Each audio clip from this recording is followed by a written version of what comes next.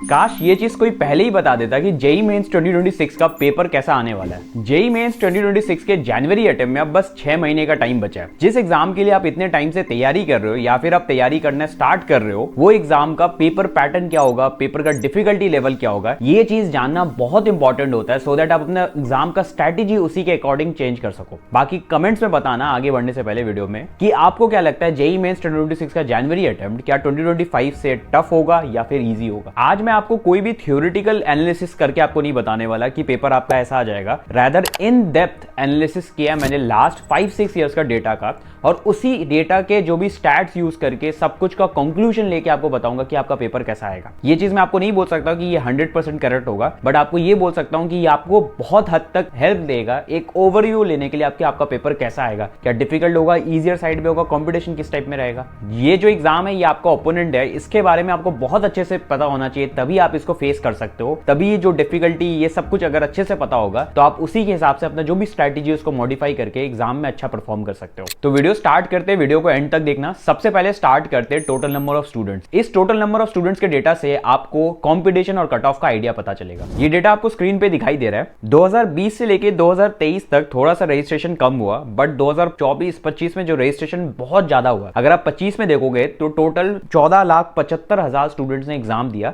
जिसमें से 15,30,000 बच्चे अप्रॉक्स में रजिस्टर किए थे।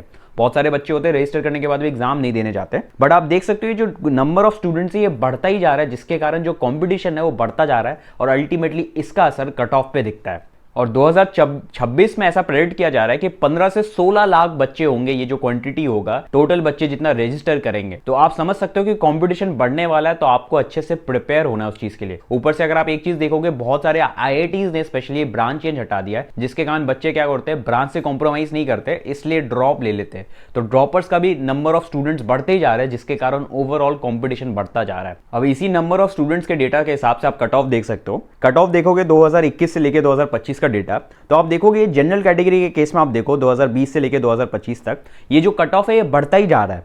87.8 2021 में था, 2024 में 93.2, 2023 में 90.5, 2025 में 93.1। 2025 में कट ऑफ जो है वो और भी ज़्यादा जाना चाहिए था, बट कम इसलिए हो गया क्योंकि पहली बार एनटीए ने बहुत टाइम बाद पेपर थोड़ा डिफिकल्ट कर दिया। नंबर ऑफ स्टूडेंट्स 2 ज़्यादा थे, बट पेपर डिफिकल्ट होने के कारण जो कट ऑफ पे रिडक्शन आया। यही चीज़ इस साल भी अगर एनटीए को 2026 में करना है कि नंबर ऑफ स्टूडेंट्स ज़्यादा होंगे, क्योंकि फिक्स नंबर ऑफ सीट्स है, तो सारे स्टूडेंट्स को जितने नंबर ऑफ स्टूडेंट्स बढ़ेंगे उनको वही फिक्स नंबर ऑफ सीट्स में अगर अलॉट करना है, तो उनको अल्टीमेटली क्या करना होगा, पेपर का डिफिकल्टी लेवल बढ़ाना होगा। और उनके पास कोई चांस नहीं है। जैसे ये इस बार अगर आप देखोगे नीट 2025 में पेपर का डिफिकल्टी लेवल लाइक नीट के इतिहास में सबसे टफेस्ट पेपर में से एक था, और वो चीज़ एनटीए को ऑब्वियसली करना पड़ता है, क्योंकि लास्ट ईयर नीट 2024 में एनटीए को बहुत सारे ऑब्जेक्शंस मिले थे। कुछ लोग तो सुप्रीम कोर्ट केसेस भी हुए थे, उसी के कारण अल्टीमेटली एनटीए को डिसीजन लेना पड़ा था। तो इस साल जो है मोस्ट प्रोबेबली ऐसा बोला जा रहा है कि जेई 2026 में भी, जो हर साल देखो नीट में जो होता है वो जेई में हर साल दिखाई देता है, तो आप ऐसा मान सकते हो कि अब लास्ट ईयर ये अभी मतलब 2025 में नीट में हुआ, तो ये चीज आपको जेई 2026 में दिख सकता है। इवन जो मेरे कोचिंग के टीचर है वो हमेशा हमें यही चीज कहते रहते हैं कि बेटा ये जो कॉम्पिटेटिव एग्जाम्स होते हैं जितने भी होते हैं, इनका ये एक ही रोल होता है कि बच्चों को रिजेक्ट करना, सिलेक्ट करना नहीं होता है। इसलिए आपको भी मेंटली अपने आप को प्रिपेयर रखना है कि अगर पेपर टफ भी आता है कि मैं इतने अच्छे से प्रिपेयर्ड रहूं कि मेरे को कोई भी प्रॉब्लम ना आए। और इवन मैं यही चीज बोलूंगा, अगर पेपर थोड़ा सा रिलेटिवली टफ होता है तो आप जब आप कॉलेज अलॉट होगा तो आपको दिखाई देगा कि उस केस में आपको बेटर चांसेस मिल रहे हैं, जस्ट बिकॉज आपका एक थोड़ा सा डिसेंट रैंक होगा। अदरवाइज आपके बहुत पीछे रैंक आएगी अच्छे परसेंटाइल में भी, ये चीज बहुत हद तक देखा गया है। ये मैं आपको मार्क्स वर्सेस परसेंटाइल के बाद के डेटा के दिखाता हूं। अगर आपको जेई मेंस 2026 के इस ब्रूटल कंपटीशन को बीट करना है तो एक चीज अभी से फिक्स करो, आपको टेस्ट सीरीज का हिस्सा बनना ही पड़ेगा। जेई के लेवल पर हर साल लाखों बच्चे एग्जाम देते हैं, लेकिन सिलेक्ट सिर्फ वही होते हैं जो एग्जाम से पहले ही एग्जाम दे चुके होते हैं। इसका मतलब समझे, टेस्ट सीरीज ही रियल एग्जाम का रिहर्सल है। और अब बात करते हैं फिजिक्स वाला के रियल टेस्ट सीरीज की, जो सिर्फ एक टेस्ट सीरीज नहीं, एक रियल टाइम एग्जाम स्टिमुलेशन है। फिजिक्स वाला लेकर आया ऑफलाइन टेस्ट सीरीज जो कंडक्ट होने वाला है इंडिया के 250+ सिटीज में, एग्जैक्टली जेई नीट वाले पैटर्न पर। मैंने मार्केट में काफी सारी टेस्ट सीरीज देखी, बट ये टेस्ट सीरीज सबसे डिफरेंट है। ये पहली ऐसी टेस्ट सीरीज है जो एनटीए बेस्ड है, लाइक जैसे एनटीए एग्जाम कंडक्ट कराता है वैसे ही रजिस्ट्रेशन करना है, एडमिट कार्ड डाउनलोड करना है, एग्जाम सेंटर पर जाना, एग्जाम देना, एकदम रियल वाला फील यहां से आ जाता है। इसके साथ साथ आप एग्जाम में कैसे प्रेशर हैंडल करोगे, एग्जाम कैसे सही टाइम में कंप्लीट करना है, बहुत कुछ सीखने को मिलता है। क्लास 11 स्टूडेंट के लिए यहाँ पे टोटल 18 टेस्ट है, जिसमें 10 ऑफलाइन है और 8 ऑनलाइन है। जैसे आप चार्ट में देख सकते हो इस टेस्ट सीरीज में टेस्ट इंक्लूड किए गए 10 ऑफलाइन और 8 ऑनलाइन है। इसमें आपको इन डेप्थ पेपर का कंपैरिजन विद टॉपर एनालिसिस भी अवेलेबल है। बाकी क्लास 12 ड्रॉपर के लिए टोटल 21 टेस्ट है, जिसमें से 10 ऑफलाइन है और 11 ऑनलाइन है। क्लास 11 स्टूडेंट के लिए 3999 है कॉस्ट, और क्लास 12 और ड्रॉपर के लिए 5499 है, और extra discount use coupon code RIT150। बाकी लिंक डिस्क्रिप्शन में। अब आते हैं मार्क्स वर्सेस परसेंटाइल के ट्रेंड में। मार्क्स वर्सेस परसेंटाइल का आपको चार्ट यहाँ पे दिखाई दे रहा है। हमने 2023, 2024, 2025 के डेटाज ले लिए। इसमें सबसे पहले देखते हैं 99 परसेंटाइल, क्योंकि सबसे ज्यादा स्टूडेंट्स टारगेट करते हैं 99 परसेंटाइल एग्जाम में। आप देखोगे जनवरी 2023 में 173 मार्क्स लगा था, 2024 में 192 मार्क्स, डिफरेंस देख रहे हो। 2025 में जनवरी का ये सेम 192 200 हो सकता था, बट क्योंकि वो जो पेपर का लेवल डिफिकल्ट हो गया तो आप 176 मतलब 2023 के जैसे मोर अबाउट देख सकते हो। और जो एवरेज अगर मैं मार्क्स बताऊँ वो 184 है।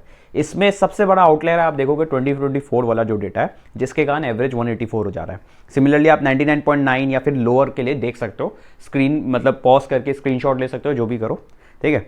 बाकी यार एक जनरल कैटेगरी के लिए यार यहाँ पे आप परसेंटाइल देख सकते हो, 97, 98 परसेंटाइल आपको अच्छे से टारगेट करना होगा। अगर आप एक जनरल कैटेगरी हो तभी जाके आपको कुछ अच्छा कॉलेज मिल सकता है, अदरवाइज आपको एक अच्छा कॉलेज भी तो मिल सकता है बट एक अच्छा ब्रांच नहीं मिल पाएगा। बहुत सारे बच्चों को कॉम्प्रोमाइज करना पड़ता है, तो इसलिए मैं आपको बोलूंगा एक सेफ परसेंटाइल 97, 98 लेके चलो, और उसी के हिसाब से आप मार्क्स टारगेट कर सकते हो जो आपको स्क्रीन पे दिख रहा है। फिर आते हैं सब्जेक्ट वाइज ट्रेंड।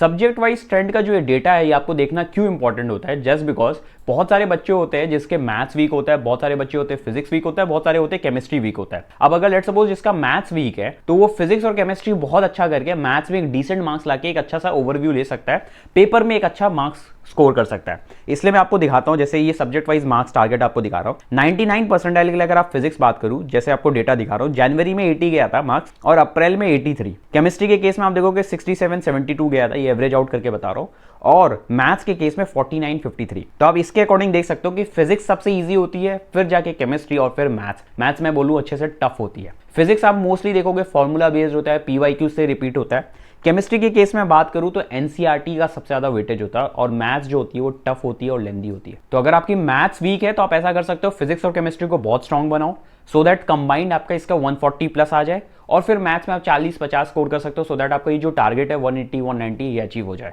तो ऐसे स्मार्ट स्ट्रेटेजी आप यूज कर सकते हो। अब आते हैं जेई के सबसे इंपॉर्टेंट चैप्टर्स के एनालिसिस पे। सबसे पहले स्टार्ट करते हैं फिजिक्स में। हमने इसमें क्या किया, लास्ट 2020 से स्टार्ट करके 2025 के सारे चैप्टर्स जितने हैं उससे जितने क्वेश्चंस पूछे गए वो आपको दिखा रहे हैं, ठीक है। जैसे अगर आप मॉडर्न फिजिक्स देखोगे 2025 में 41 क्वेश्चंस पूछा गया, 2024 में 65, तो आप वैसे वेटेज देख सकते हो। सिमिलरली आप देखोगे फिजिक्स के पार्ट 2 में भी सारे चैप्टर्स दिखाई दे रहे हैं, फिर केमिस्ट्री के देखोगे, फिर मैथ्स के देखोगे। ये सारे वेटेज दिखाने का इसलिए मेरा मेन क्या है कि इसी के बेसिस में हमने टॉप 15 चैप्टर्स बनाए हैं मैथ्स, फिजिक्स, केमिस्ट्री का, जो आपको अभी स्क्रीन पे दिखाई देगा। सबसे पहले जो आपको फिजिक्स के टॉप 15 चैप्टर्स दिखाई दे रहे हैं, heat and thermodynamics, geometrical optics, electrostatics, property of matters, ये सारे चैप्टर्स बहुत इंपॉर्टेंट है। अब बच्चे बोलेंगे कि भैया क्यों हमारा मेन फोकस होना चाहिए सारा सिलेबस कंप्लीट करने का।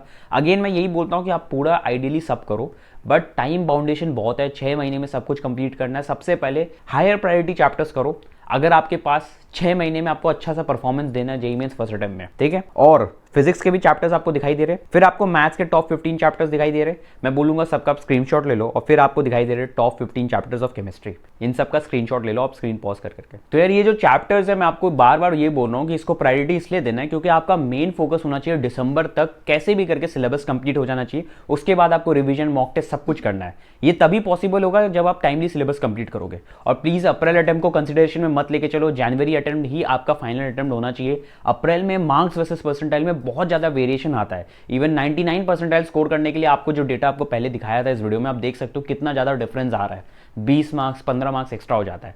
इसलिए मैं आप बोलूंगा कि बहुत ज्यादा एफर्ट्स लग जाएंगे, इससे बेस्ट यही होगा। नेक्स्ट इंपॉर्टेंट चीज है, देखो कंपटीशन तो बढ़ेगा तो पेपर का टफनेस बढ़ेगा, इस चीज के लिए रेडी रहना, मैं बार बार बोल रहा हूं। और जितना टफनेस बढ़ेगा, आप अगर प्रिपरेशन अच्छे से करोगे तो आपको एक्स्ट्रा पॉइंट्स मिलेंगे in the form of marks. इसलिए मैं बोलूंगा उसका टेंशन मत लो, अगर टफनेस बढ़ेगा तो सबके लिए बढ़ेगा। बाकी यार मैं एक फ्री मेंटरशिप प्रोग्राम चला रहा हूं जिसमें मैं डेली अपडेट करता हूं, स्टूडेंट्स को हेल्प करता हूं पर्सनली मेंटर करके। लिंक डिस्क्रिप्शन में मिल जाएगा, आप वहां से ज्वाइन कर सकते हो। बाकी कुछ भी आपको प्रॉब्लम है, कुछ भी प्रॉब्लम है एकेडमिकली, नॉन एकेडमिकली, आप कमेंट्स में लिख सकते हो, मैं सारे कमेंट्स का रिप्लाई भी करता हूँ। कुछ भी हो तो बताना, विल कनेक्ट। बाकी यार यही था इस वीडियो में, अच्छे से पढ़ते रहो, कुछ भी प्रॉब्लम हो तो मेरे साथ शेयर कर सकते हो। बाकी अपना बेस्ट टाइम दो, बिकॉज ये लास्ट का टाइम सबसे ज़्यादा इंपॉर्टेंट होता है, लास्ट के 6 month. Okay, so that's it for this video, thanks for watching.